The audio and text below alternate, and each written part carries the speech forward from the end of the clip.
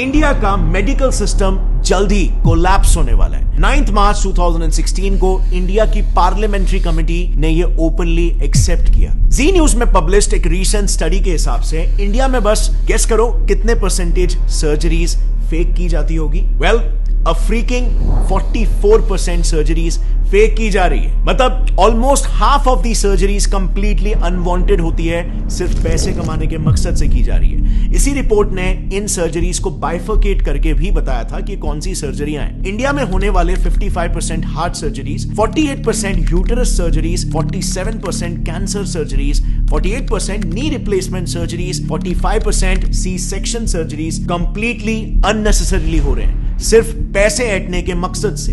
Reason सिर्फ और सिर्फ एक, कॉर्पोरेटाइजेशन ऑफ हॉस्पिटल्स, यानी कि हॉस्पिटल्स को भी कॉर्पोरेट कंपनीज की तरह टारगेट और प्रॉफिट सेंट्रिक बना देना। एक काफी इंटरेस्टिंग रिसर्च पेपर है जिसमें रिसर्चर्स ने महाराष्ट्र के टॉप हॉस्पिटल्स के 43 specialist doctors, senior government x officials और कॉर्पोरेट हॉस्पिटल्स के मैनेजर्स को तक इंटरव्यू किया, ताकि वो इन हॉस्पिटल्स में जो कंपनीज की तरह ही टारगेट बेस्ड स्ट्रक्चर चल रहा है उसे पब्लिकली एक्सपोज कर पाए। And the results were shocking. So सबसे पहले तो सैलरीज की बात करते हैं। सो रिसर्च में पार्टिसिपेट किए रिस्पोंडेंट्स का यह कहना था कि हॉस्पिटल्स में काम कर रहे डॉक्टर्स की सैलरीज में बहुत ह्यूज डिफरेंस होता है। इतना ज्यादा कि न्यूबी डॉक्टर्स को 1 लाख पर मंथ की सैलरी मिलती है, लेकिन सीनियर डॉक्टर्स को 1 करोड़ पर मंथ तक भी ये सैलरी पहुंच जाती है। अब सवाल यहां पर यह आता है कि इतना बड़ा डिफरेंस क्यों? क्योंकि डिफरेंस इनके टारगेट्स में भी होता है। एक सीनियर ऑप्थेल्मोलॉजिस्ट का यह कहना है कि उन्हें एवरी मंथ 1000 पेशेंट्स को कैसे भी करके हाई एंड ट्रीटमेंट्स में कन्वर्ट करना पड़ता है। इसी पर एक और गायनेक रिस्पोंडेंट का कहना यह था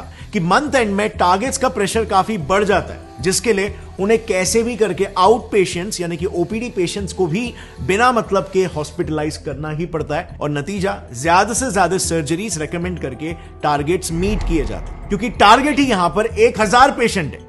अब आप खुद ही सोचो, हर हॉस्पिटल में, हर डिपार्टमेंट, जैसे ऑप्थेल्मोलॉजी में ही ले लो, उसमें मिनिमम 5 से 6 डॉक्टर्स होते हैं और सबको सिमिलर टारगेट्स दिए जाते हैं। तो just imagine hospitals profit and our loss. And by the way, these targets are taken very seriously. उसी रिसर्च में कई सारे सीनियर डॉक्टर्स का यह कहना था कि अगर कोई डॉक्टर अपने टारगेट्स को लगातार 2 महीनों तक मिस करता है तो बिल्कुल कॉर्पोरेट्स जैसा ही उसको वर्बल वार्निंग मिल जाएगी या फिर एक मेमो दिया जाएगा, और उसके बाद भी अगर टारगेट्स मीट नहीं होते तो of course tata bye bye. So आप यहां पर देख सकते हो हॉस्पिटल इंडस्ट्री कैसे एक सर्विस इंडस्ट्री होनी चाहिए, जिसमें कस्टमर, पेशेंट टॉप प्रायोरिटी होना चाहिए, बट यहां पे प्रॉफिट टॉप प्रायोरिटी हो जा रहा है। और bye the way, in targets का ट्रैक भी हॉस्पिटल हायर्ड मैनेजमेंट प्रोफेशनल्स यानी कि एमबीएस, जो कि बड़े बड़े एमएनसीज में ऑपरेटिंग ऑफिसर्स, एग्जीक्यूटिव, सुपरवाइजर्स ऐसे काम करते हैं। ये लोग बकायदा डॉक्टर्स के इन टारगेट्स का ट्रैक रखते हैं। एंड ऑफ कोर्स यहां पर डॉक्टर्स भी उतने ही डेडिकेशन के साथ ये टारगेट्स को पूरा करते हैं, क्योंकि जैसे हमने देखा उनकी सैलरी बहुत ही हाई होती है, लेकिन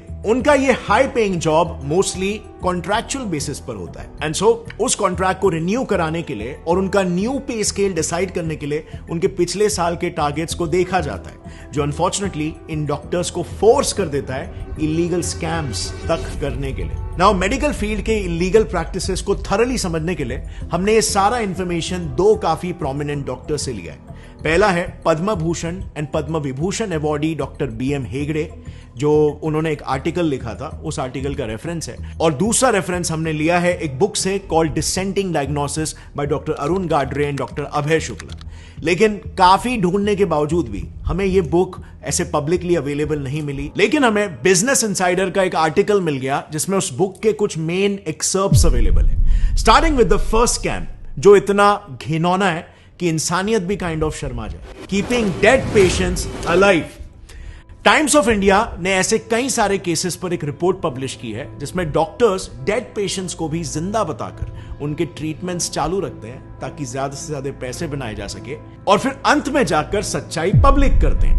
TOI में ही पब्लिश्ड एक केस में एक हॉस्पिटल ने पेरेंट्स को बिना बताए उनके 14 साल के ब्रेन डेड बच्चे को 1 महीने तक वेंटिलेटर पर रखा। सो 1 महीने तक जो बच्चा मर चुका था उसे जिंदा बताया गया और वेंटिलेटर पर रखा, खर्चा जनरेट किया, एंड बाद में हॉस्पिटल गिल्टी प्रूव भी हुआ एंड उनकी फैमिली को 5 लाख रुपए कॉम्पेंसेशन के लिए दिए। अब 5 लाख रुपए मॉनेटरी कॉम्पेंसेशन तो हॉस्पिटल को देने पड़े, बट ये आप और मैं भी जानते हैं कि उस वक्त पेरेंट्स ने जब ये बात सुनी होगी, जब ये सच्चाई उन्हें पता चली होगी, तो उन पर क्या बीती होगी।